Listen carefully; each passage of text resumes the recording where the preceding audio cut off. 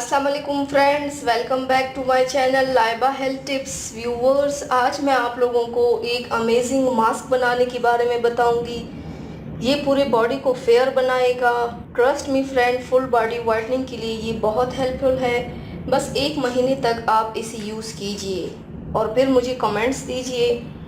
आपको इतना ज़्यादा फ़ायदा मिलेगा कि आप इस फेयरनेस रेमेडी को हमेशा यूज़ करना चाहेंगे।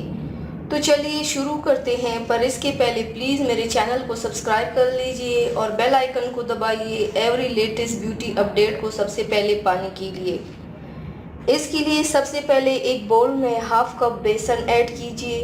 अब इसमें 2 चम्मच संदल पाउडर, 2 चम्मच दही, 1 टीस्पून हल्दी पाउडर और थोड़ा सा नींबू का रस ऐड कीजिए। अब इन सारी चीज़ों में दूध ऐड करके एक पेस्ट जैसा बनाइए। जिनकी स्किन ऑयली है वो लो फैट वाला दही यूज़ कीजिए और दूध के बदले अर्के गुलाब या पानी भी यूज़ कर सकते हैं। अब इसे पूरे बॉडी पर अप्लाई कर दीजिए। इसमें मैंने जो इंग्रेडिएंट्स मिलाया है वो सभी स्किन को फेयर बनाने में हेल्प करता है। दही और दूध दोनों स्किन टोन को ब्राइट बनाता है। इस पैक के इस्तेमाल से आपकी स्किन प्रॉब्लम भी सारे दूर हो जाएंगे।